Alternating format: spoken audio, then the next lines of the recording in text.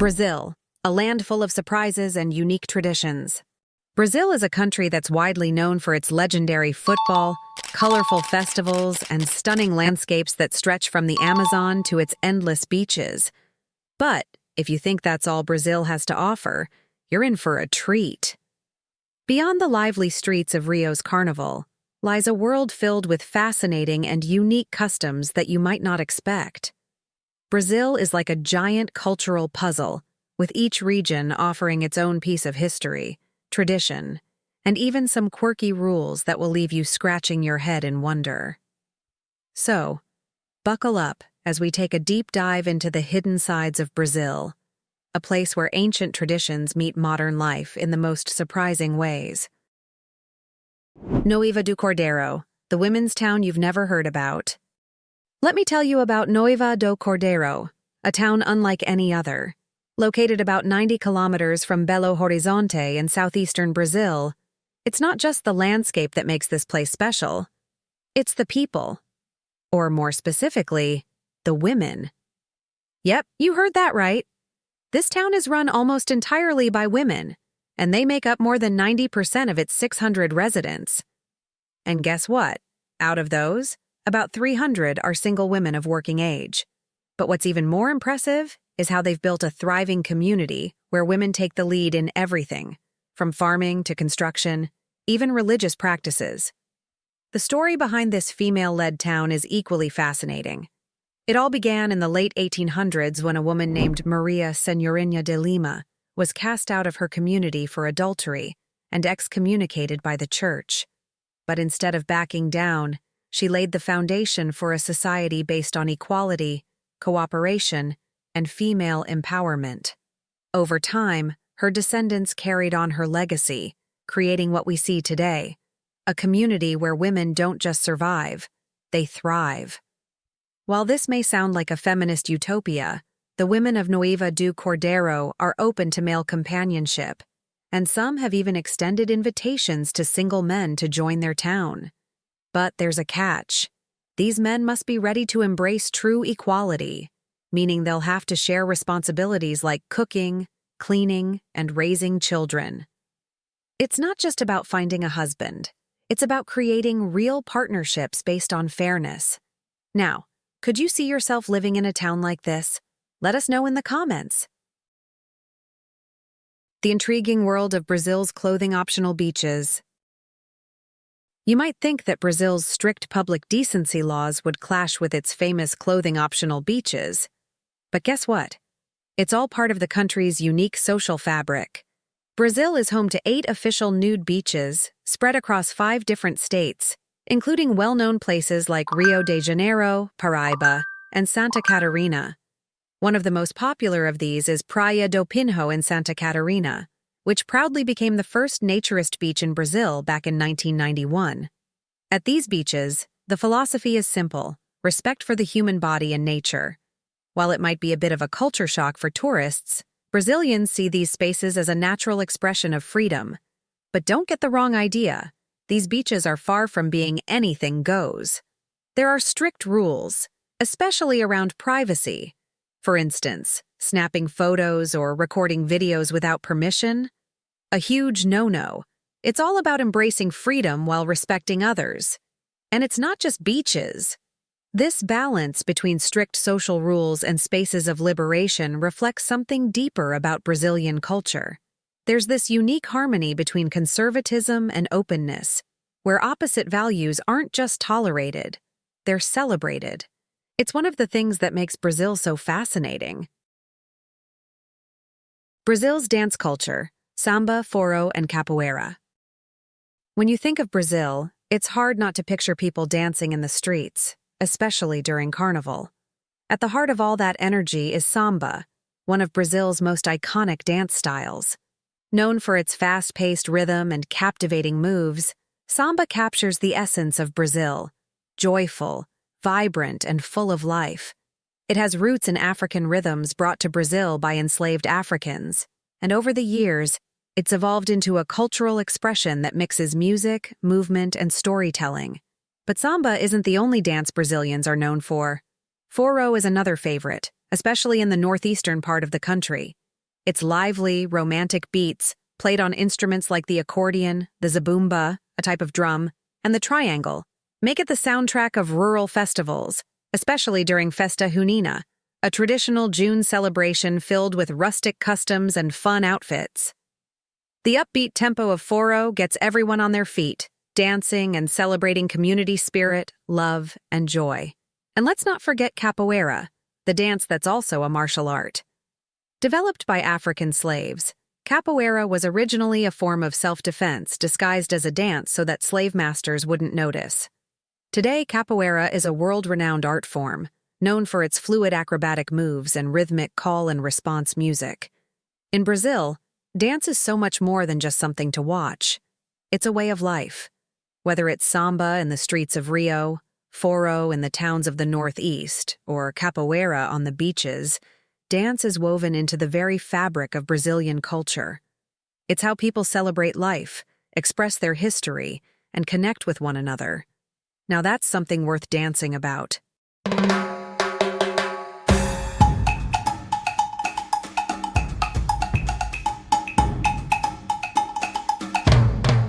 The surprising OK gesture. What you need to know in Brazil. Here's a quick tip for anyone planning to visit Brazil.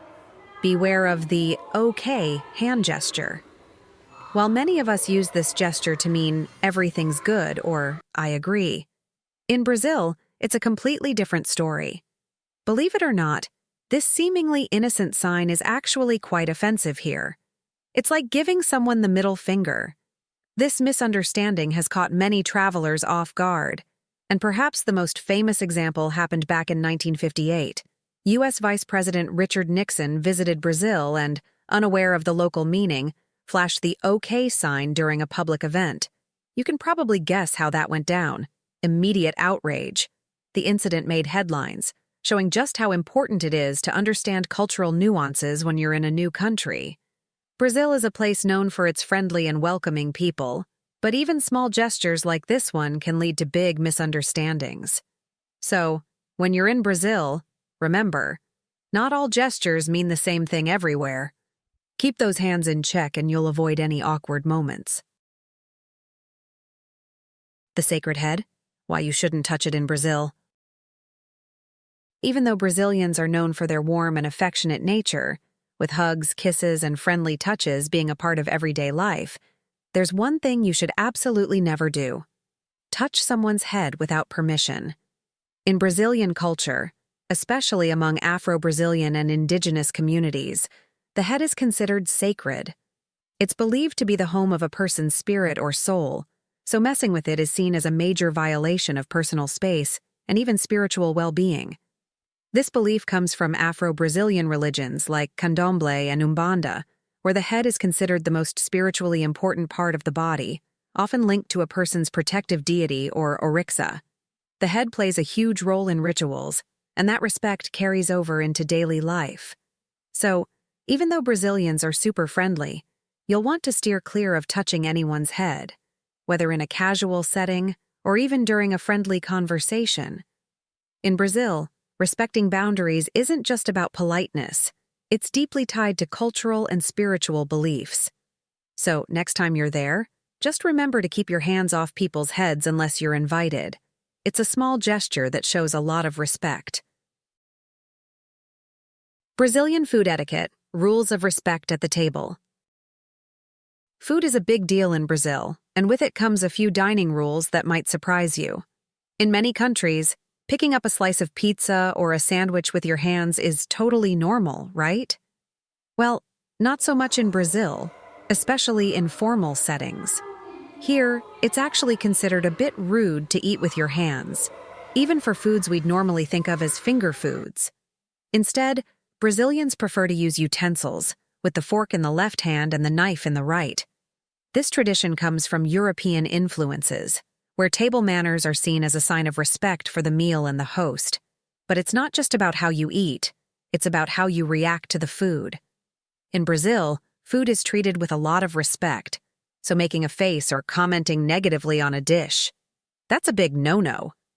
The meal is often seen as a symbol of hospitality, and any disrespect toward the food could easily be taken as disrespect toward the person who made it. And here's another thing to remember. Brazilians don't usually eat while walking down the street. Whether it's ice cream or even chewing gum, it's considered a bit impolite to eat on the go. Brazilians prefer to sit down and enjoy their meals, savoring the moment with respect and appreciation. So when in Brazil, take a seat, enjoy the food, and show it the love it deserves.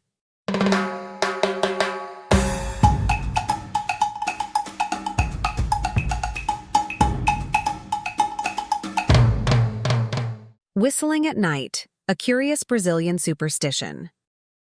Ever heard that whistling at night is bad luck? Well, in Brazil, it's more than just bad luck. It's a full-blown superstition. The idea is that whistling after dark can attract all kinds of unwanted things. Evil spirits, thieves, or just plain old bad vibes. This superstition goes way back to colonial times when whistling was used as a secret signal by criminals. Over the years, it's stuck around, especially in more rural areas where old traditions still hold strong. Even today, many Brazilians avoid whistling once the sun goes down, just in case. And this belief isn't unique to Brazil either. You'll find similar superstitions in places like Japan, where they say whistling at night can summon snakes or even ghosts. So if you're ever out exploring Brazil after dark and get the urge to whistle a tune, you might want to think twice. It's one of those quirky cultural beliefs that's still very much a part of the country's fabric. And hey, why risk attracting any unwanted spirits? Sweet avocados, Brazil's unique twist on a classic fruit. When you think of avocados, you probably imagine savory dishes like guacamole or avocado toast, right? Well, in Brazil, they do things a little differently. Here, avocados are enjoyed sweet. Brazilians love to blend avocados with sugar and lime to create a delicious dessert-like dish. One of the most popular treats is crème de abacate, a creamy, smooth avocado dessert that's a favorite across the country. Brazil is one of the largest avocado producers in the world, but the funny thing is, most of it stays right here. While many countries use avocados in savory dishes, Brazil takes a sweet approach, showing just how creative and unique its culinary culture can be. Whether it's in smoothies or desserts, Brazilians have found a way to make this fruit a star of their sweets. It's a delicious twist that sets them apart from the rest of the world. Beer more than just a drink, a social tradition. In Brazil, beer isn't just about cooling off with a cold one, it's about connecting with people. When you're in Brazil, don't be surprised if ordering a beer turns into a communal experience. Instead of drinking a whole bottle yourself, it's tradition to pour small glasses for everyone around you, whether they're close friends or even strangers. Sharing is the key. This custom highlights the incredible hospitality of Brazilians. Whether at family get-togethers, beachside hangouts, or lively festivals, beer is central to social life. It's a drink that brings people together, encouraging conversations, laughter, and good vibes. Brazil's love for beer even makes it one of the world's top beer-consuming countries. And let's not forget Carnival, the biggest celebration in Brazil. During this festival, beer flows freely, adding to the fun and excitement of the streets. It's not just about drinking, it's about creating memories with the people around you. So next time you're in Brazil, grab a beer, pour around for everyone, and join in on the celebration.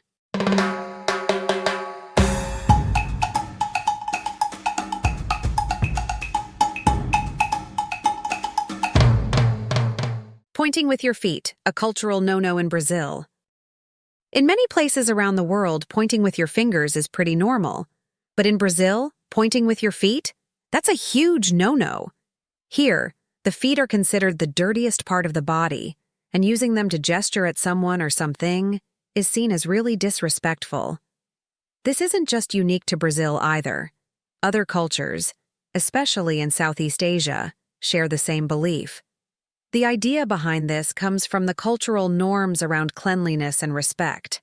So even if you accidentally point with your feet, it could easily offend the locals. Just be mindful of your body language while you're here.